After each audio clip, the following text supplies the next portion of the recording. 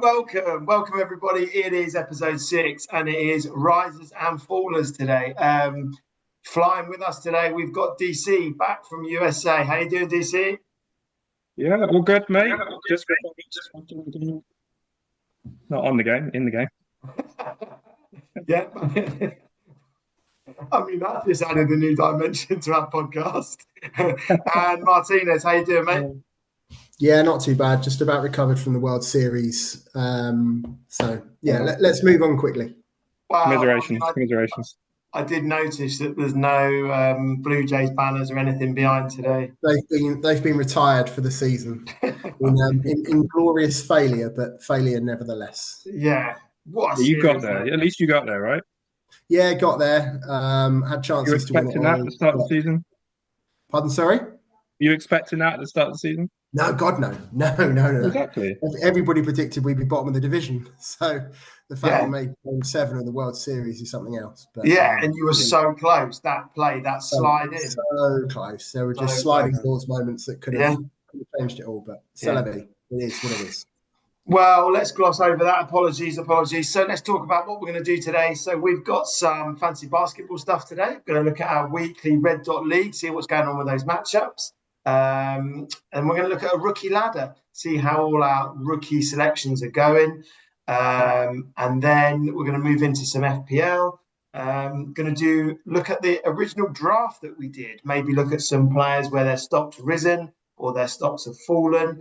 And we'll have a look at our matchups. So, without further ado, DC, I wonder if you want to pull up our weekly matchups. Sure. Just to talk through these matchups, there's some pretty tight matchups going on at the moment. Start with the top one. Although that one's not tight, DC. It looks like you're in cruise control there. Yeah, this is the theme that I've been talking about over the last few weeks is that I'm actually scoring all right. The team is doing much better than I thought it would do. Yeah.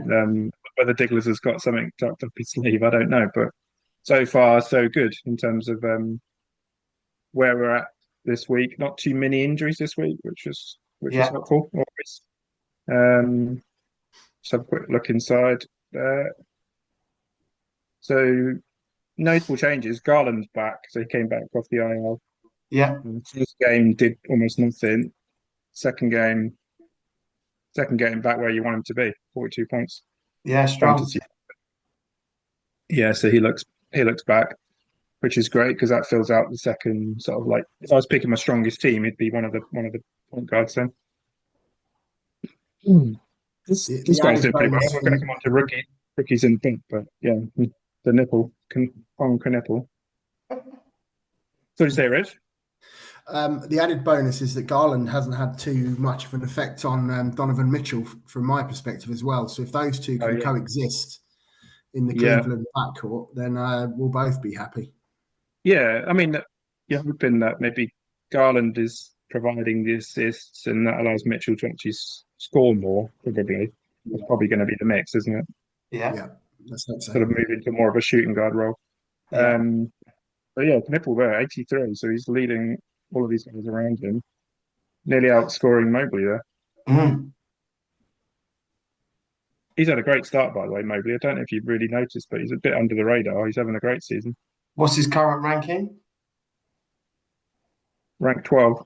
Yeah, that's good. So those ranks are total points, aren't they? Yes. Yeah. Literally, it doesn't matter how many games you've played, etc. It's just how many actual fantasy points you've put up. So yeah. Look at that, good consistent numbers there. Mm. Yeah, he's some player, and like you say, I think he gets a bit underappreciated for what he can do. Certainly from the fantasy perspective. But yeah, and then let's talk about this guy, iHeart. Cracking game last game, 72 points. You don't expect that from him. Yeah. Is that because it was a massive blowout, wasn't it? You know, they've turned Sacramento over there, and I think that a lot of the players got rested in the fourth quarter, and presumably there's a lot of injuries as well. They've got a lot of injuries, so presumably he just feasted a bit. Yeah, but feast away. Yeah, You know, yeah, absolutely. he's an early 30s points guy, but to be getting 72 in a game, so he's basically giving me an extra game there. Yeah, Top very impressive. top 20 ranked, DC. Yeah. iHeart's always a hot topic for Knicks fans. Obviously, left New York. New York couldn't pay him what he wanted. So he Mm, got paid by OKC and then won a championship. So yeah. what a career move. What Yeah, yeah, yeah, fantastic. yeah, yeah. He did a good week. Yeah. Um, Scroll down to BJ. I'm just conscious of BJ's team. Just wanted to highlight in his injuries, Lonzo Ball. As we scroll down there, Lamelo Ball. Apologies, Lamelo Ball. There he is again. He's such a boom and bust, isn't he? Yeah. In a fancy basketball. As you mm, described him in the WhatsApp group, he's just, unbelievable talent, but he's got glass ankles, so you just cannot yeah, rely on him to be fit Yeah. week in, week out. It's just No. whether you're every willing season to, he gets an ankle injury, doesn't he? An ankle sprain every season. Yeah. absolutely. Yeah, he's You've filling got to up with wonder injuries. whether BJ will at some point cut his losses and try and trade him for something that's valuable, or at least got some value to it, because Yeah. you know, as I say, that those ankles don't hold up. No. No Look at that. Look at start. those figures. He's had a good start. Look at this 88 game here, Yeah. but then missed the last three. Yeah. That's it. And I don't All actually the know how potential. long he's out for. Again, rookie year, I had him. I drafted him. Again, puts up fantastic points whenever he's on the court. He dominates the Hornets if he's playing. Yeah. But it's if he's playing. Yeah. So, as I say, the talent's there, but you can't guarantee he's going to be there week in, week out. And just Yeah. DC, just looking at BJ's squad there, he's got to keep LaMelo Ball and Anthony Davis. Got to keep Ant in there because he's got so many injuries. So in terms of your matchup, I think you're cruising there, mate. Let's have a look. Let's have a look at the other matchups for this week. Hold on a second. Would you keep Dylan? Why would you keep Dylan Brooks? Why would you not put Lamelo in and then pick up a free agent? Just being devil's advocate there. Yeah, I wouldn't have kept Dylan Brooks personally. No. So you got options. Yeah, he needs absolutely. Dylan Brooks needs to go. Arguably, Koulibaly could go as well, just so you can get in extra games, or Jordan Poole, one of those. Yeah, there are some moves you could make there, but it's a bit late now in the week, I would say. Yeah. Let's have a look at the other matchups then. So where else are we? Matchup number 2. I mean, this has been tight. So Airway versus Temper Tatum. So that's myself. I've got 3 ads. So hopefully Steve doesn't hear this, but I've got 3 ads for Sunday. By the time this gets published, it will be the end of the game week, so you'll be all right. And I've got Fox back tonight, so hopefully, right. Yeah, hopefully that could really help me. Okay, so you've both maintained the projection quite well. They're only slipping the week. Yeah, he's 30 games each. Yeah, and he's got Embiid on the bench to come back in. Right. As I said, I've got a few tricks. De'Aaron Fox is in tonight for his season debut, so that's fantastic. He's definitely playing. Say that again. Definitely playing, is he? Definitely playing. And then the flip side with this fantasy is that Temper Tatum, so Steve, he's got Castle from San Antonio, who's had heavy point guard duties. So Fox coming back is a massive double here for me. It's a bit of a double play. Fox is going to be on a minutes restriction, surely, though.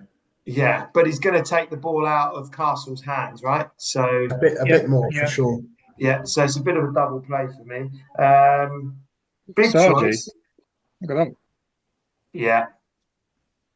I was wondering whether to package him in a trade for Cat, for Karl Anthony Towns. But look at that, ranked 17. I mean, that's above expectation, isn't it? Surely. Yeah, for sure. That's a pretty good numbers and consistent as well. Yeah. And that's a year 2 player. Yeah, very good. Yeah.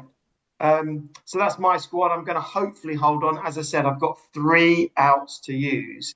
Or not 3 outs, 3 ads to use. I'm not sure if I'll get Reeves back either at some point.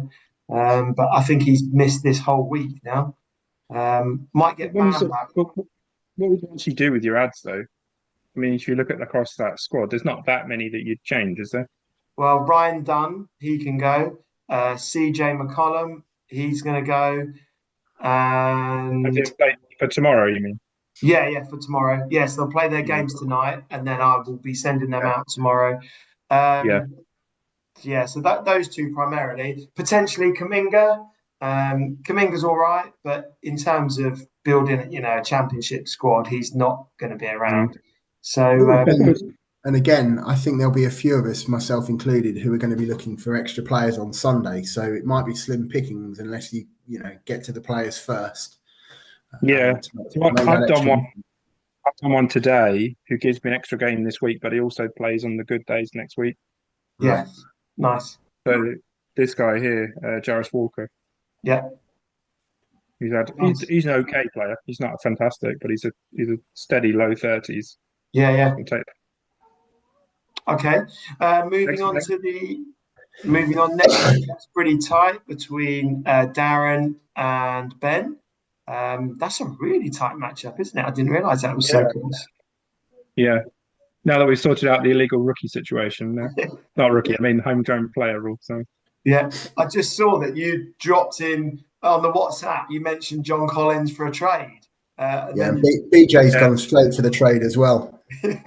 Yeah, I actually dropped John Collins instead. I didn't actually offer him. Yeah, but I brought John Collins in because their fixtures fell well this week. Yeah, they did like a Tuesday, Thursday, Saturday. Yeah, and I know I dropped him today, but I wanted to use an extra ad this week because I don't need it for the matchup. Yes, do it this week for next week. Yeah, viewers. So just for information, Darren in Jordan Rules, his home team is classified as the Clippers. And he's been running with one Clipper, I think, most of the week. So, he needs to sort that out. Controversy reigns. Where's the commissioner when you need him? Gallivanting around America. That's what he was doing. I was actually in bed. I was in bed when the conversation was. I went to bed. You are no Adam Silver, mate. If you're in bed when you've got work to do. To be fair, prior to that, I'd had 1 hour sleep across a 24-hour period. So I was a little bit tired. Yeah. But if you want the big contracts, mate, you got to play when you needed to. Yeah. Let's have a look at that last matchup. That's a big matchup going down. In terms of points scored, you two highest teams for the week competing. Yeah. Yeah. Do you think that's a recipe of the Big Emu getting unlucky in his first two matchups? Because actually, if you look at points scored, he's third on that list. Yeah. He's sitting down there in seventh. I've been projected to be behind for most of the week. And last night, I managed to haul back a 250-point deficit to get to this point here. So I had my highest nightly total last night of 470 odd. To put me right back in it. Matt's got no ads left for the week. I've got a couple that I'm intending to use on Sunday, so I've got a sneaky feeling it's going to go right to the wire. Wemby's had his probably worst fantasy week since he came into the league this week, where he's not got above 40 points in any of the 3 games that he's played. So if he'd have been doing what he should have been doing, I might have a little bit of a cushion by now and be closer on the projections. But I still think it's going to be tight because I've got more players than Matt has this evening, and then he's got more than I have on Sunday. So, it could be very close. Both of your projections went up from your original projection. Yeah, both have gone up. Yeah. So no, Matt's had a very good week. All of my players, aside from Wemby, have basically been doing what you anticipate. Mitchell's been good, Giddy's been good, GA's been outstanding. Scotty Barnes has done his thing. So my squad is what it is. Matt's is the more interesting one because actually there are some decent players in there, and I think Devin Booker's had a good week. Maxey's had a good week. So, there's enough players in there. And again, Denny there in the power forward slot has obviously had a good week as well. Siakam's had a good week. He's been solid. Yeah, he got Jalen Green back as well. He's come back again. Well. Yeah, Julius Randle had a triple-double through 2.5 periods last night. I think he didn't play the fourth quarter at all and got a triple-double out of it. So he could have had a monster night last night in theory. Yeah, we talked about this guy in the draft. Do you remember? And people were a bit unsure of whether to take him or not. Yeah, and then you look at what he's producing. There's some. If you exclude a few outliers, you take that game out of there and you look at the average across all of those games, that's decent. Yeah. Well, it's incredible what Portland can do when their coach isn't trying to make them lose for his own betting purposes, isn't it? Allegedly, Fantasy Bros allegedly. I think it's pretty crystal clear, but let's put the allegedly asterisks in there just in case. Yeah. Can I just talk about Josh Giddey quickly? Please do. So obviously, when we looked at the projections before the draft, he was projected to go extremely high. Correct. And everybody was a bit like, how is he actually going to realise that? Yeah. Based on what he's doing at the moment, I mean, total point rank, he's ranked 7th. Well, he's actually doing it. He's a triple-double threat most nights. Yeah. And with one, I think he was a couple of rebounds away again last night. The thing with him, who is it that's injured at the moment? Is it Kobe White? Yeah. Yes. Yeah. So it'll be interesting to see whether Giddey can maintain it when Chicago are playing with a full lineup. But I mean, you look at those numbers: 72, 67, 65. He's been outstanding for me so far. So no complaints there. Is he a trade high candidate for me? We'll have to think on that one. Maybe if someone's looking at keepers, maybe. I mean, interesting what would have happened if he had stayed at OKC? Because obviously he's always in SGA's shadow, isn't he? So I don't think he'd be anywhere near the points value that he is at the moment if he'd have stayed at OKC. He would have just been, what he was there, which was do a bit, but nothing major. He's running the show at Chicago, so really. Yeah.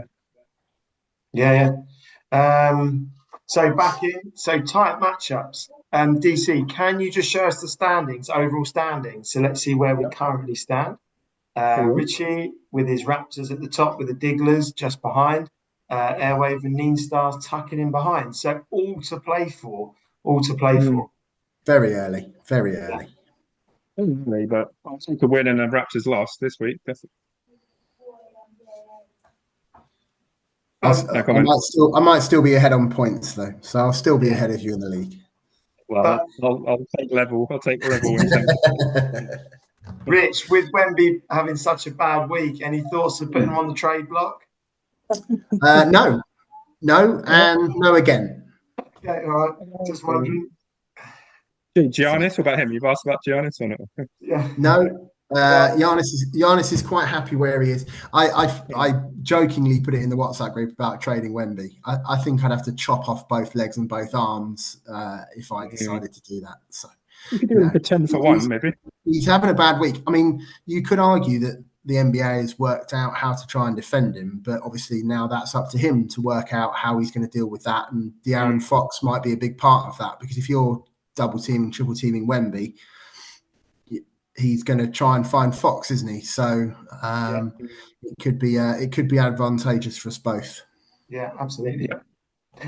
So moving on, next part then, we wanted to look at just rookies. So as part of the Red Dot League, we make sure all GMs, all managers, make sure they have one rookie in their picks, in their squad. So DC, you wanted to talk about what the current rookie standings look like. Yeah, I just thought it was important because it might not be to other leagues, but because it's compulsory in our league, if you can find some rookie gems, actually you can benefit there, because if you have a good one versus a bad one, you're probably gaining 5 to 10 points extra per player over others. So if you can nab one, and also they turn into things, right? At the end of the whole season, you get a real feel whether a star on your hands or not. Yeah, I'm not saying that they're going to become anything, but it's just an interesting insight. I mean, so this is to your point, like a rookie is a massive differential player in our league, isn't it? Yeah. You know, if someone's got Cooper Flag dropping 30 to 40 points versus a rookie that's dropping 5 points over the course of a 3 or 4 game week, that's an extra 100 plus points in the total, right? Yeah, absolutely. So this is just a tool that I use. I'm sure others use as well. #basketball, and there's some other things on here which we'll talk about in other weeks. And you can play with all these different factors here, and you can mirror it to the point structure that you have in your own league as well. So if you score more for certain point areas, like like assist, for example, and you want that 1.5 or 2 or whatever, you can reconfigure it and then run the stats. But I've not done this today. I've just thought it'd be useful just to have a quick look at these. So here's your top 10, basically. Yeah, that was a quite surprising one. But he's had a good season, right? He's with you, isn't he, Rich? He is indeed, yeah. I had the choice. So I had both him and old Con Gnuppel, if that's how it's pronounced. Both the Charlotte boys I had on my roster right at the very beginning. And just purely due to positional sense and what I really needed, I stuck with Ryan, although both of them, as you can see, are both in the top 5 anyway. And Knuppel's had an extra position added. He was just a small forward to begin with, but they've added in the shooting guard. So now he's a double position player, which is slightly annoying from my perspective. But no, happy with my choice so far. Yeah, I mean, look at field goal percentages. He's one of the best in the league at the moment, and 2.6 blocks per game. That's decent. Yeah, he's a big boy. He's a big lad. Total rebounds, good. Good pick. This guy I picked up off the waiver. He was my first. He wasn't the rookie I drafted, but I picked him up quickly because he looked like he was doing something. Apparently ranked second in the league in the rookie charts. He's had a good start. He was a shooting guard only, and now he's a small forward as well, which is handy, so I can flip him into different positions. But in terms of fantasy points, he's averaging low 30s, which is really good for a rookie because sometimes you don't get any. It makes such a difference if you can get that second position. So again, Cooper Flags had the point guard added in because obviously that's where Dallas have been playing him. But from the fantasy perspective, just to be able to flip them around rather than just being stuck into the stuck in a one position place where if you can't get extra games out of them because those spaces are occupied. The fact that Coward's now got 2 is an added bonus. VG Edgecombe, he's currently the favourite, I think, isn't he, to be Rookie of the Year based on his performance so far? Again, very early. I mean, Coward's being talked about now as well. So I think Harper might have been in the conversation, but he's now injured for a while from memory. So again, very early doors. I wouldn't say anybody's standing out above anybody else. This isn't a Wemby situation, but those ones at the top are doing a job for sure. I mean, looking at VJ at plot number 3, I mean, he's going to be influenced by Paul George, though, right?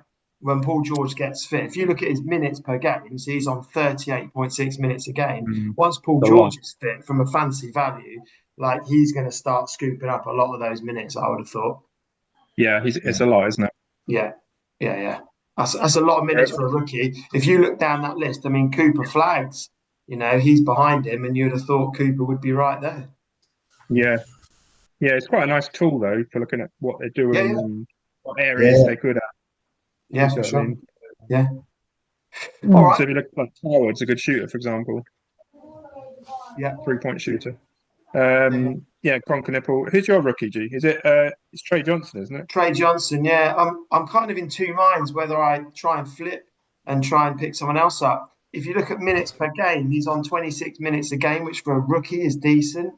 In terms of actual points scored, he scores over 10 points a game for a rookie. That's all right. I'm just not getting much of a pickup. He was in the low 20s on his average, and he's kind of dropping now. So that'll be something I'll need to have a look at some point, I think. Yeah, well, things change and stock rises, and people people get game time as they go through. You know, like this guy at Toronto started to get featured a lot more, hasn't he? Which Yeah, he's getting floor time for sure. Yeah. Yeah, Cool. I thought a useful thing to talk about that. So Yeah. throughout the season, I look back over this and just see what's happening, and then you can spot little trends and who's rising up the table and who might be one. Yeah, nice. All right, so that's NBA rookies. I think we'll just do a little bit on FPL, shall we?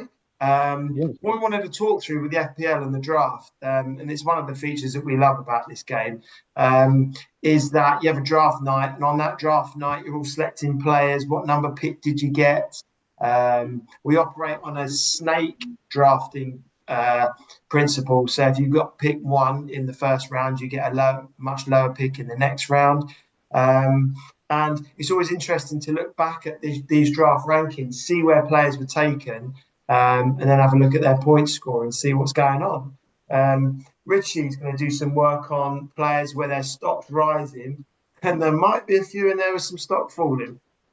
There are 1 or 2, yes. So again, I've gone a bit all over the place, so this will be difficult for DC to take a look at. But all of these, and I've picked out 8 who are all scoring quite well. So Timber at Arsenal is on 66 points for the season. And he was drafted in the 4th round, so that's 30 plus players have gone before him. Caicedo for UG is on 58, and he was drafted in the 9th round. Senesi, I believe, again, excuse the pronunciations for your boy Nat, is on 56. He wasn't even drafted. From what I can tell. Munoz, again, for Nat, 54 points, but in the 5th round. This is a cracker. Endai from Everton. Alex has got him in the 10th round, and he's on 52 points. Wow. Banging in goals. So, and again, Xhaka for you, G. Again, another non-drafted player, 49. Polini for Alex in the 13th round, and he's on 49. And I would never have put him anywhere near getting the points he's getting at the moment. So I think in fantasy football, there is opportunities for players to really be, whether it's undervalued or they're just having, one of those kind of months where they're just racking up points here, there, and everywhere. But, you're looking at, and again, I'll move on to it quickly, the players in rounds 1 and 2 that we drafted that we all think, well, they're going to be absolute bankers. Mo Salah's on 52, Ndai's on 52, and he was drafted in the 10th round. So Salah's nowhere near for him to be. The less said about Cole Palmer for me, the better. He's on 11. He's on 11 points, and he was the 2nd person to go in the draft. I mean, Rich, Cole Palmer's a big stock falling, isn't he? Oh, massively so. Another one's Alexander Isak. He's only on 10 points as well. He's played. I took him as a risk. But, this guy, Ekitike, had fantastic season, but better than Isak. Absolutely. And they've looked a better team when Ekitike's been in the lineup. And another one I just want to throw out there, Matthias Cunha, again, I think he's had injury issues at Man U, but he's only on 24 points. And Buemo seems to be the guy who's doing it for Man United more than Cunha. So those are round 1 players who've really not kind of hit the mark, whether it be injury, form, whatever you would hope. But, your round 1 should be the guys who are giving you the big points week in, week out. And then it doesn't get much better in round 2 either. Wirtz at Liverpool, 17 points through the game weeks we've had. Dominic Solanke, another great pick from me. He's barely played, and he's on 2 points total for the season. Elanga at Newcastle on 15 and Odegaard on 13. So, with all the best prep and will in the world, and obviously injuries have played a part for Solanke, Odegaard, etc. But you need to find those diamonds in the rough in fantasy football. And we talked about it, obviously, with the rookies in basketball. It's even more important that you jump on that player who looks as though he's going to make an impact in fantasy football. And I mean, I have to say that you seem to have done it quite well this year, G. So Xhaka being a prime example at Sunderland. Yeah, I mean, I can't really talk about that trade with Nat either, taking Caicedo off him. Yeah, that's still a sore topic in my house. I mean, thinking about you made mention a few players that Nat picked up. He's had such a Jekyll and Hyde draft because the people he got, Munoz, Caicedo, and he picked up someone else.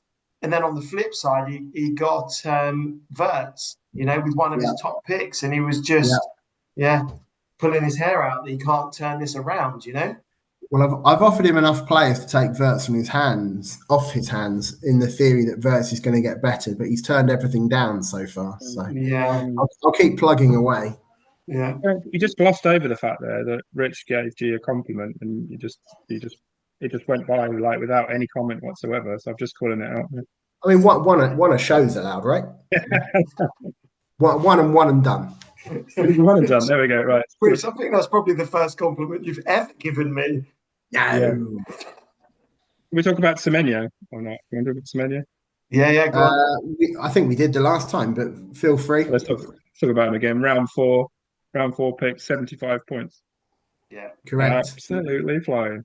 Yeah. Another good one was Gabriel of Arsenal. 80 points for a defender already. Picked in the third round. Yeah. It's outrageous. I'm just so gutted about all those Arsenal boys. I spent 2 years picking up all those Arsenal defenders with no one even near them. But this year, the one who's not scoring any points. So that again, the one who's not scoring any points is the one I've got, which is Saliba. He's miles behind the others. Yeah. He's 53. That's not bad, is it? Yeah. I mean, Rice is the other thing. So I was talking to Nat about kind of differentials in this, and he was saying that set pieces, I mean, they're just huge, aren't they? Like Declan Rice, Arsenal score from set pieces, it's a Saka or a Rice delivery.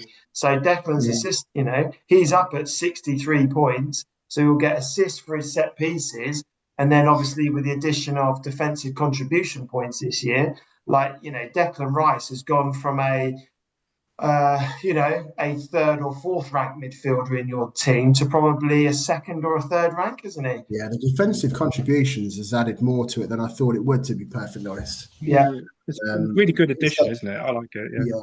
It's definitely having an impact in terms of the scoring performances of players who, like Palhinha, who's supposed to be, the shutdown player for Spurs, but he's popped up with a goal. He does contribute defensively as well. So actually, he's been pretty good scoring wise. Yeah, it's a good move. All right. Anyone want to pull anything else out of that? Any stock rides or stock fallers from your own squads? Just looking through to see what else stood out there. But it's mainly Arsenal players. Yeah, well, mine are all fallers, so I'm out as far as the conversation's concerned. I'm literally hanging on until the end of November, hoping to get Solanke and Palmer back, and then I might see where I am. But yes, it's again, I was close, having had the conversation with you last week, G, about I thought I was going to get tanked by Alex, and it was very close in the end, but. My team is not good at the moment. So I remember I fit forward. So last week I lost the bottom of the league, which I'm not happy about. But I didn't have a single fit striker. Yeah. Well, I just don't have a striker. They might be fit, DC, but mine just don't score goals. Right. As I say, I've got to get through to November. Hope that I'm still there or thereabouts near the top of the division, and hope those two can stay fit. But. Might be a long shot, so we'll have to wait and see. Yeah, 4 weeks of the lowest scoring of the week there, lowest scoring team of the whole week. Yeah, that's not good. DC, can you please show us the current fixtures then of this week? Where are we at? Oh, look at that first matchup. I hadn't even spotted that. Well, I don't know how have you started? Let's have a look. I haven't had. Oh, look at that, 12. That's a good start. I'll take that. One player, 12 points. That's a good start. He must have scored, right? It's got to be a goal. Yeah. Goal and a clean sheet. Yeah. He's one of those also defensive contribution points. Like, he's pretty good at that. Yeah, good for you. Moving on. Yeah, good for me. I've got 4, but I've had more. I've had 2 players play so far. Yeah, but they've done nothing yet anyway. Oh, I might have a fit striker. Hopefully he plays. To be fair, he was match fit, but then got sent off and then got suspended. But that's a nice game. So, I'd be surprised if he gets in ahead of Pedro. Well, at home to Wolves. But we'll have to wait and see. Just see if I'm on minus points, DC, while we're there. Minus? Oh dear. Yeah, it was looking pretty bad earlier on in the day. Oh, we're up to 6. Yeah, you got a few issues there. Oh, I've got issues, my friend. Oh yeah. I did see a video of Palmer in the gym though, Rich. He might be on his way back. Yeah, I think he's the LaMelo Ball of fantasy football, I believe. Yeah. Mm. Okay, how are we doing for time, G? Yeah, say that again. How are we doing for time? Yeah, we're about there, mate. I think we're good. Nice rundown today. Good show, guys. Enjoying that content. And all the best for your matchups this week. Get all those ads in. That fancy basketball Sunday morning. That's going to be hot. A very busy waiver wire at whatever time we can get on Sunday morning, because you're after 3, I'm after 2. Yeah. And that doesn't include everybody else in the league. So it's going to be a fun fight, isn't it? 8 a.m. you can add from. Yeah. All right, fellas. Take it easy.